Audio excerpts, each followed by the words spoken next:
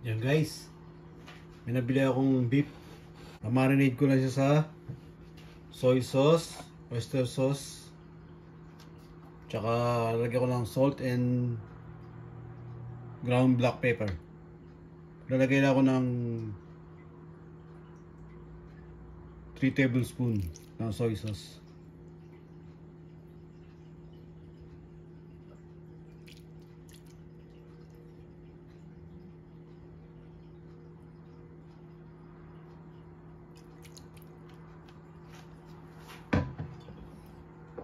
Tsaka yung black pepper, lagyan na natin.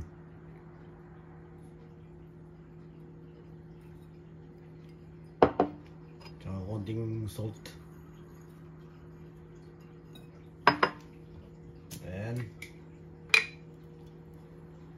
oyster sauce.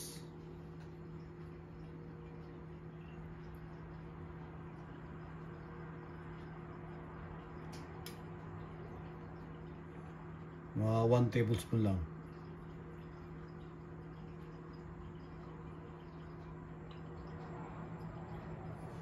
Para mas masarap.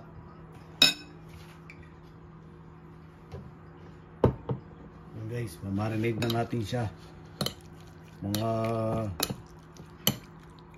2 to 3 hours. Ito na yung pinaka-dinner namin.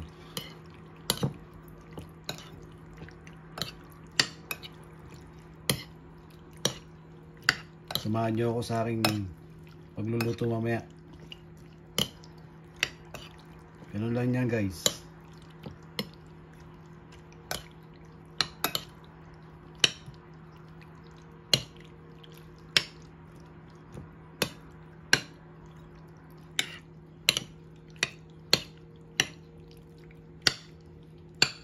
Ano pala guys, ampalaya con carne pala.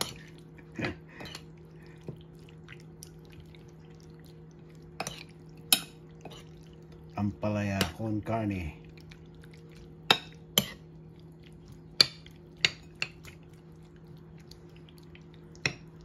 Yan guys, takpan ko siya. Lagay ko muna sa fridge. Mamaya na lang. Hi guys, welcome to our channel. Ngayon guys, magluluto na ako ng ulam namin pang dinner. Ang ampalaya con carne. Ito guys yung yung carne. Binarinate ko na sa toyo, paminta, asin, at saka oyster sauce. Pamintang durog, ampalaya, bawang, sibuyas, mantika. Ito guys, cornstarch. Mamaya kakanawin ko lang sa tubig yan. Tutunawin ko. So guys, sana natin ang pagluluto. Yung guys, sana natin pan-fry ang karne.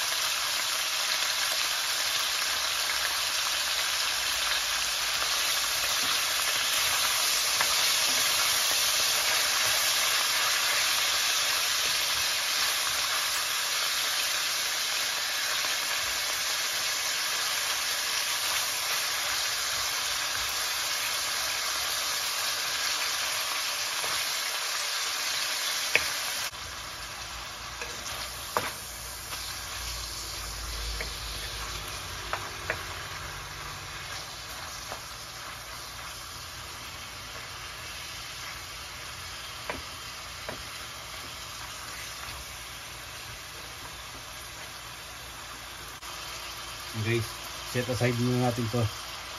Pilituin natin yung iba.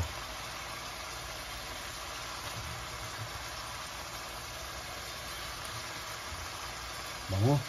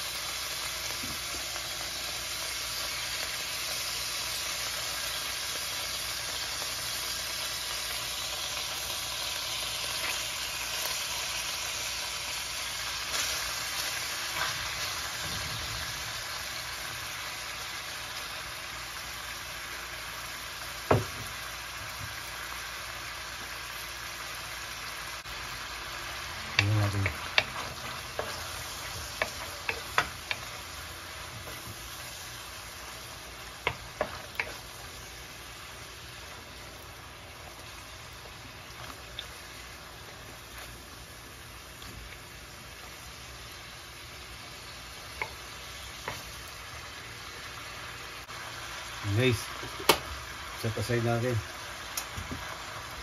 Tapos magigisa tayo ng bawang, sibuyas, ampalaya.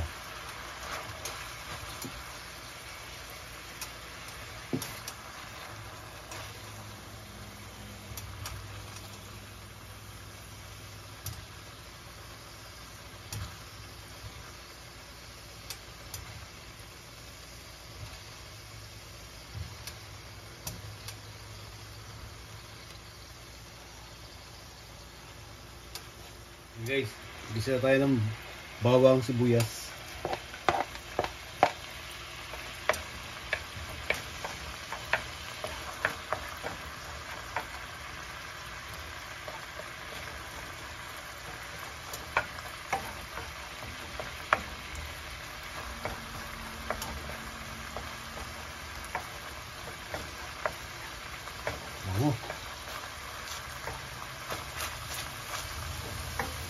Sunod na natin yung sibuyas o onion.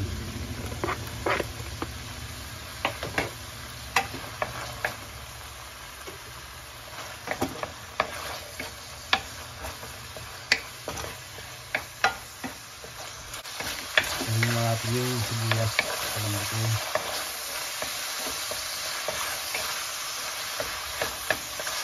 Tapos itagay na natin yung beef.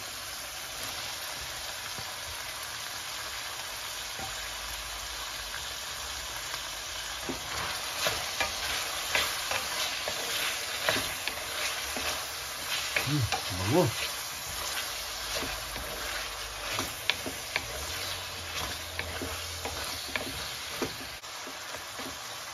Mas mag-add tayo ng tubig.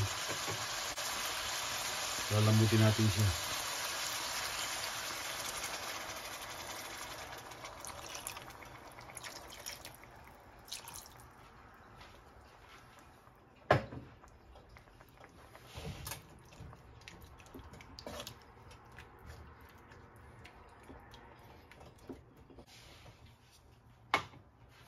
Takpan natin, guys. Pakuluan natin siya sa medium heat, mga 20 minutes. Yan guys, after ng 20 minutes,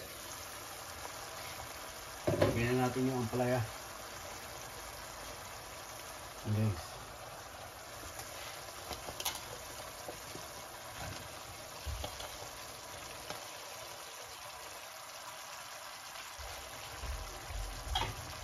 Habang pinakukuluan ko pala guys, tinitignan ko kung kumukonti yung tubig, dinadagdagan ko na lang guys. Pag nakita nyo sang kumukonti, dagdagan nyo na lang siya. Haluin natin.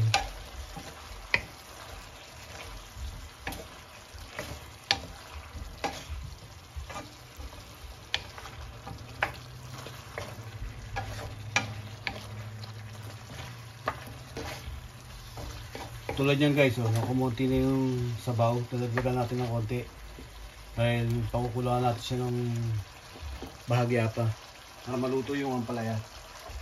Baka makalimutan ko guys, yung pamintang durog lagay na natin. Konti na lang kasi naglagay na ako sa pag-marinate ko eh. Lagay natin.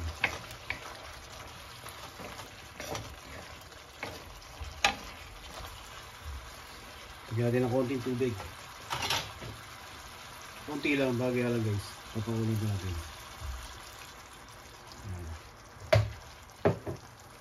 Papakuloy tayo. Another 5 minutes guys. Tapos lagyan natin ng cornstarch. Ito. Para medyo malapot siya. Lagyan na natin ng cornstarch.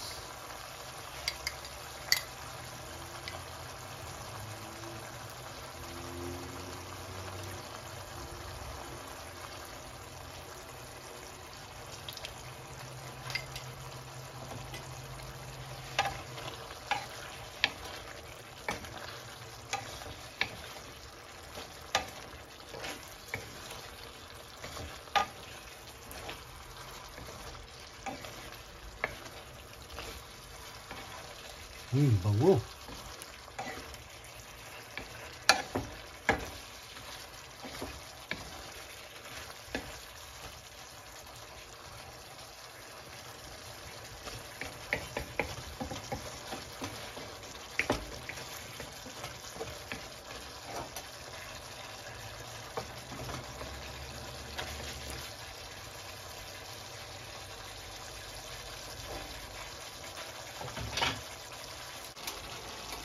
Luto na ang ating ampalaya con carne.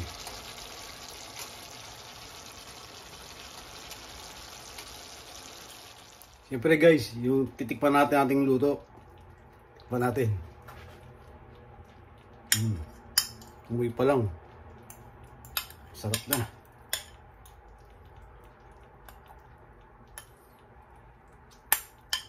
May ampalaya.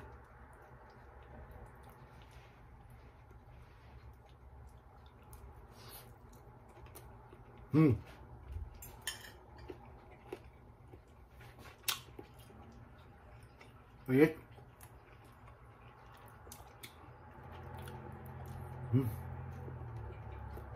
Sarap. Hindi siya mapait guys. Kasi binabad ko yung ampalaya sa tubig na may asin. Piniga ako tapos binalawan ko ng binalawan. Sarap guys. Di pa pala ako nakapagsaing ng kanin. Hey guys. Hi guys. Dito na ang asawa ko. Hi. Tikman na namin yung luto kong ampalaya con carne. Galing sa work, time check, it's almost 8 o'clock. Kain na kami. Mukhang masarap yung naluto ni Daddy. Gusto ko pa Ito na ang aking niluto. Yeah. Masarap ah. Siyempre. Okay.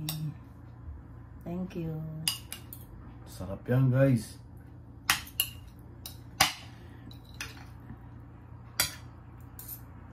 Kain tayo guys. Mga natin. Hindi mo pa ito ah. Pinabad ko muna yan sa may tubig na may asin. Hindi mo pa ito ang palaya. Yung ampalaya para siyang sweet ampalaya. Guys. Sarap pati yung beef. Namalinayin mo?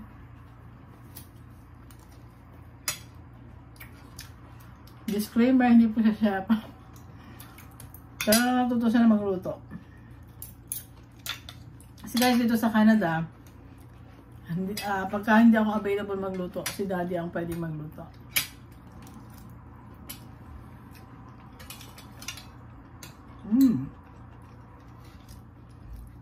Marang magsi-second plate ako.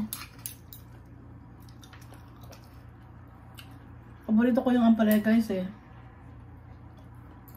Lalo sa paksiw na bangus o kaya paksiw na tilapia. Anytime na any kind na luto basta may ampalaya favorite ka.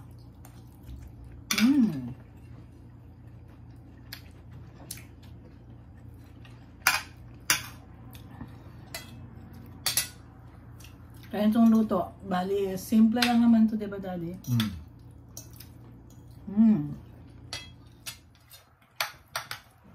Guys, napaparami yung kain ng asawa ko. Dahil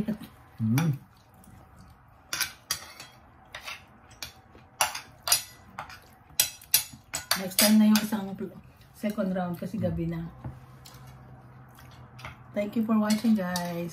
Thank you for watching guys. Try nyo din iluto, pwedeng pambaon ng mga husband nyo sa work. Bye! Bye-bye.